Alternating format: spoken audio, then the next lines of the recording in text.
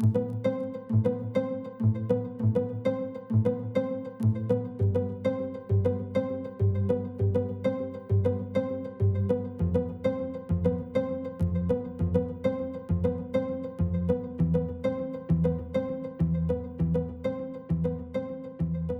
neighbors, the Handyman here with handy DM tips brought to you by Initiative Coffee Company, and today we're talking about DDEX 1-13, Pools of Radiance Resurgent. Author Chris Tulach, editors Claire Hoffman, Chris Tulach, and Travis Woodall. Friends and neighbors, we're going on a field trip where we'll meet big magic, old entities, and probably not die. Pool of Radiance Resurgent is a 4-hour module set for Tier 2 play, targeted at 8th level characters.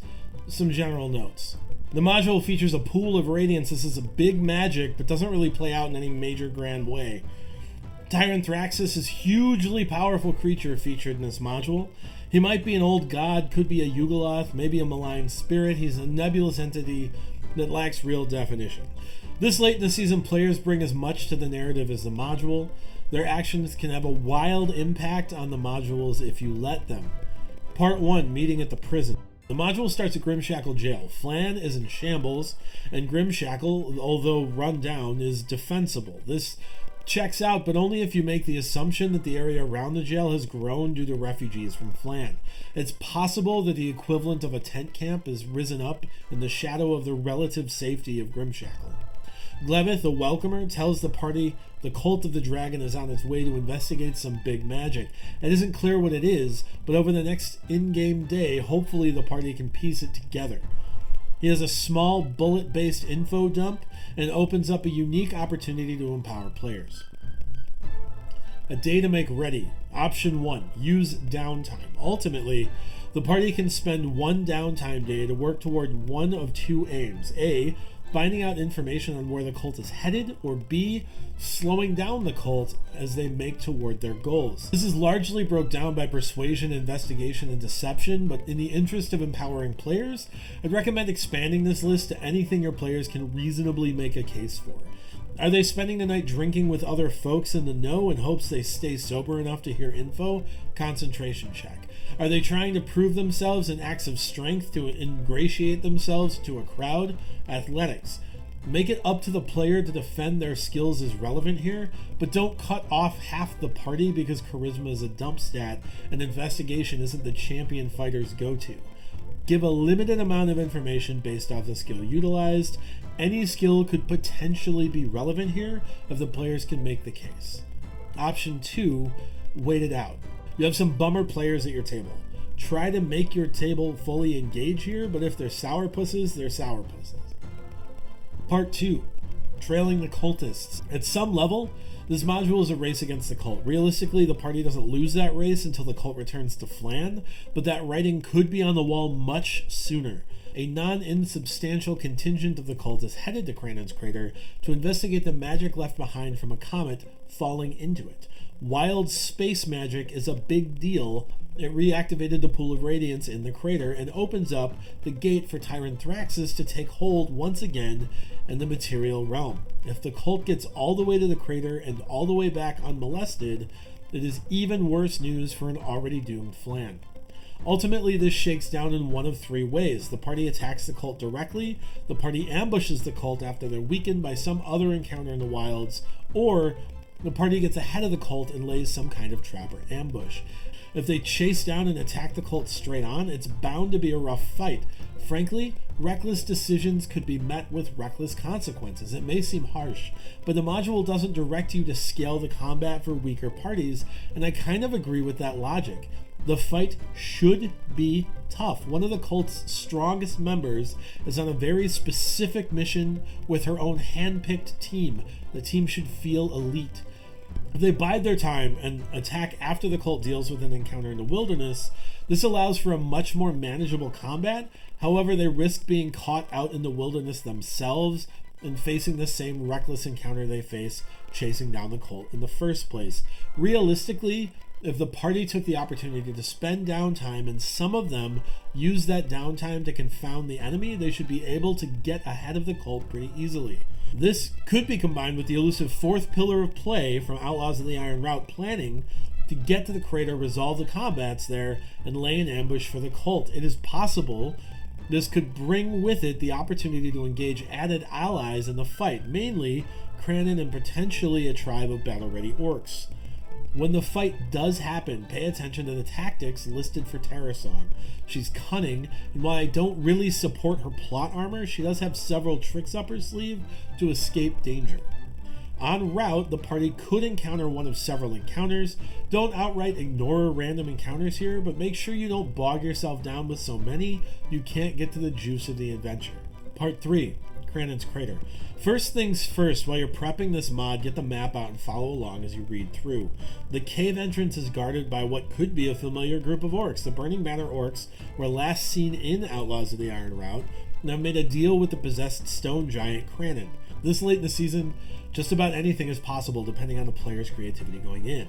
It's possible that you have an orc noble at your table that managed to successfully negotiate with the Burning Banner against Will Doyle's wishes or expectations.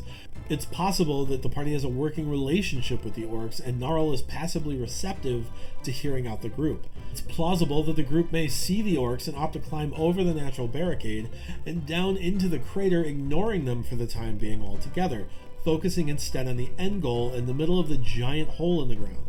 This may be a surprise encounter with a nest of peritons, but otherwise could actually be the safer route. All told, the expected route is through the crater, and it holds a lot of combat with a lot of orcs that continually warn the next room. This works for some groups, but frankly seems a bit single-minded. If the party is excited about combat, by all means, throw them to the wolves. Eventually, there are death dogs, that's basically wolves. If not, be ready for them to try to find a way around the parade of attack rolls and embrace it.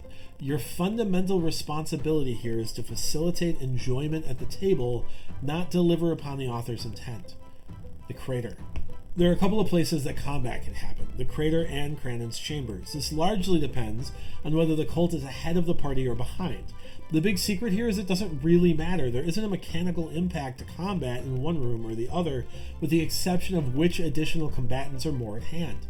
In the crater, the Periton, if it's still alive, and the Death Dog, if it's still alive, are the first things that join the fray. If the fight takes place in his chambers, the orcs are first. That doesn't mean there can't be a mechanical difference between the two rooms. The biggest contrast here between the two is the presence of a powerful arcane anomaly in one. It's possible a character might touch the pool of radiance and cause unforeseen obstacles to add to the combat. It's possible, though unlikely, that a curious player will push another character into the pool, knowing it's, quote, powerful, but not particularly how powerful or how that power plays out. I wouldn't let a d20 roll determine if anything happens. This object is supremely powerful, so much so that the module is named for it. If a player touches the water, roll for the effect. Ultimately, my suggestion is to do what you can do to support players in making interesting decisions that add to the fun had at the table. Kranen. Kranen is a tough fight for a couple of reasons. First, he has help. This is either in the form of a Periton and a Death Dog or orcs. All of these added combatants could be managed in some way, but by default, Kranen isn't alone. Second, he's possessed by an ancient power that is as evil as it is mysterious. This affords Kranen a few extra abilities unseen in stone giants. The most pertinent here is a fire aura that will irritate and challenge your melee players.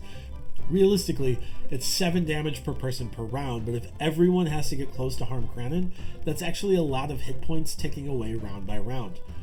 Ultimately, Kranen should feel like a marquee fight. He is a big deal and should feel like a boss. That said, the reason he's so disagreeable is possession from a disagreeable entity. The module makes mention of the prospect of Tyrant Thraxus leaving Kranen's body while Kranen is still alive, but it doesn't give circumstances on why he might. Can Kranen shake off the possession? That's largely up to you. How? Magic, probably. Protection from good and evil helps folks shake possession. Dispel good and evil shakes it all together. Ultimately, you have to make a good faith choice on how you see the fight rolling out based on your best intention of your players. Reward creative role-playing and non-traditional uses of spells. Conclusion. All told, the module offers an opportunity for players to control their own fate. It is frustrating that it calls for DMs to, quote, empower the players, because frankly I think that's what we should be doing as DMs most of the time. Maybe I'll touch a little more on that in another video. The module offers interesting leads with rewarding follow-ups and challenging combat, but it also gets off kilter a bit with the rest of the season. Like many of the otherwise pretty good modules in Tyranny of Dragons, the connection with the cult seems like an afterthought to connect it to a larger narrative rather than the major driving force of the adventure. Anyway, there it is, DDEX 1-13 Pools of Radiance Resurgent.